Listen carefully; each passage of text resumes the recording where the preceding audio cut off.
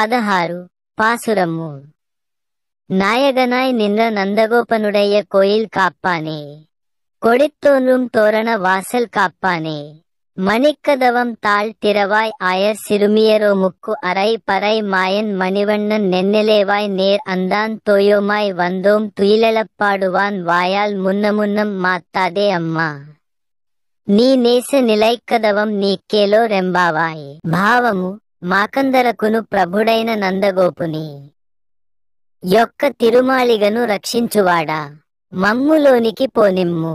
మేము రేపల్లెలో నుండు గొల్లపిల్లలము, స్వామిని దర్శింపవచ్చాము, పరిశుద్ధులమై వచ్చాము. మనులతో కూడిన గడియను తెరువుము. మేము స్వామికి శరణాగతి చేసిన వారము. గొల్లకులమైన పుట్టిన అజ్ఞానులమైనను స్వామి ఎందత్యధిక ప్రేమానురాగములు కలవారము. స్వామికి సుప్రభాతము పాడి మేలుకొలుప వచ్చినాము.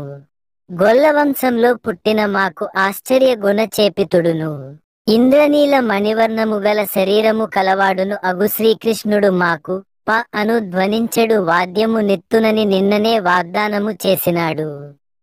ఇప్పుడనన్య ప్రయోజనులమై స్వామి నిద్రలేచునట్లుగా సుప్రభాతమును పాడగా వచ్చాము. స్వామి, నీ నోటితో వద్దని చెప్పకుము. మమ్ములను అడ్డుకొనక దృఢముగా బంధించిన తలుపు గడియను వెంటనే తెరిచి లోనికి పోనీయమని కావలి వానిని వేడుకొంటున్నారు.